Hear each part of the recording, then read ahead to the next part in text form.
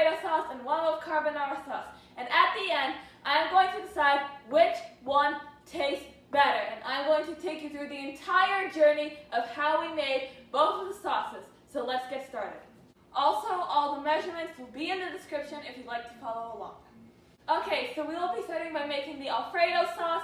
Currently, Alfredo is more likely to win because this is my favorite sauce ever. I just love how cheesy and creamy it is, and it's sweet and savory at the same time. So hopefully this recipe will turn out really good. But last time when we did this for the cookies, it was a plot twist. The one that I normally don't like is the one that ended up winning, because the one that I normally like had a bad recipe. So I really hope that does not happen this time.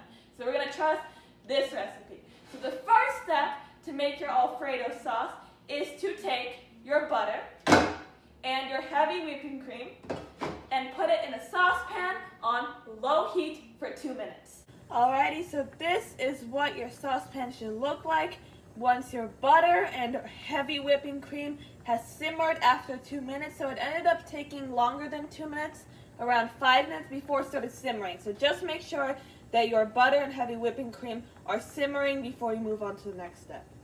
Okay, so with your butter and cream mixture still in your saucepan, still on low heat, whisk in your garlic and add salt and pepper. Okay, so this is what your mixture should look like after you've added your garlic, salt, and pepper. And the final step to making the sauce is to keep your current mixture in the saucepan still on low heat and add in your Parmesan cheese and make sure that it is melted and smooth before your sauce is officially done. Okay, and here it is. This is the final product of the Alfredo sauce because the Parmesan cheese has finished melting in it. So as you can see, it's melted and it looks very similar to how I did the last step, but if you pick it up, it's a bit more stringy than it was before, like that. And that's because of the cheese. It's not completely melted, there's some clumps left, but it's very, very, very close. Alright, so now we're going to move on to our second sauce. The second sauce that we will be making today is the carbonara sauce. So here is what you need. This carbonara sauce is a version that includes no bacon because I don't eat bacon. So if you guys want a bacon version, I recommend trying a different recipe instead of doing this recipe and adding bacon to it. So, first, this is not a saucepan because mixing the ingredients does not require heat. And also, these ingredients will need to be whisked, and that's hard in a saucepan. So I recommend using a small bowl instead. Okay, so first you add 2 egg yolks. My small bowl magically separates the yolks from the whites. Next, you add your heavy cream, which is different than heavy whipping cream. Don't use the same thing you use on the Alfredo sauce. Stick it right in it. Next, you put in your black pepper, if you have room in your bowl, and then you put in your Parmesan cheese. And then you whisk it all together. Also, remember that there is no salt in the carbonara sauce, so you need to salt your actual pasta water so that it has some salt in it. Okay, so this is what your carbonara sauce mixture should look like. It should be this color, this consistency, and yes, it is okay for your cheese to not be melted. Actually, it's preferred for your cheese to not be melted. So just make sure it's mixed in, but don't melt it in.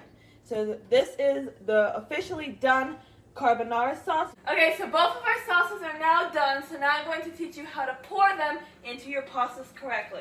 So the pasta I have that corresponds with the Alfredo sauce is fettuccine, and this is a very simple pour. All you have to do is pour it in. No heat required. Okay, so now it is time to assemble the pasta with the carbonara sauce. So even though the carbonara sauce had no heating when making the sauce, you need to have heat when you mix the pasta with the sauce. So first you need butter in your saucepan. Then you should put your noodles. Then you need to take a 1/4 cup of your cooking water and you need to put it on your pasta. And then after you do all of that, first mix it a little bit. And then put your carbonara sauce in while it is still on the low heat. So I know this is way more complicated than how I put the Alfredo sauce in the pasta, but to make the best carbonara, this is what we gotta do. Okay, so ta-da! This is our final product. This one right here is the Alfredo. This one right here is the carbonara. And I do have to confess, the Alfredo did finish earlier than the carbonara, and I did already try the Alfredo, and it is amazing. I'm gonna take some more of it because this is so delicious. It's so good. The best way to describe it is if you went to an Italian restaurant and order yourself a fettuccine Alfredo, and when it's really good, this is up there. This is up there. This tastes like it comes from an authentic Italian restaurant. I am very impressed with this recipe. So currently this one seems like it'll win, but I have not tried carbonara yet, so I'm actually scared about this one because I haven't tried it. Okay, hopefully it's good. Okay, here are my thoughts on the carbonara. It is good, but first, I like the fettuccine noodle better than the spaghetti noodle.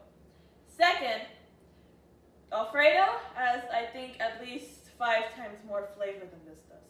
This is more bland, I would say, and the only real taste I get is a slight egg taste, as long as it's not strong, because I don't like egg. But it's a slight eggy taste normally at the end of the bite.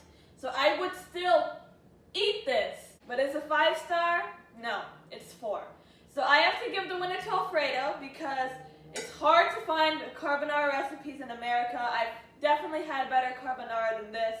So, and I like Alfredo just better by itself. So the winner of today's Which One Tastes Better is the Alfredo fettuccine. Woo! Anyways, guys, I hope you enjoyed this video. Let me know what you guys think that you would like better. Also, let me know if you want to see any more Which One Tastes Better, because I want to do it again, but I don't know what I should make or bake next time. So let me know. First, make sure to click that subscribe button because it'll help my channel blossom. And I would love to see you do that, but most importantly, smile, shine, and be happy, and get some Alfredo pasta for you to enjoy. Bye-bye!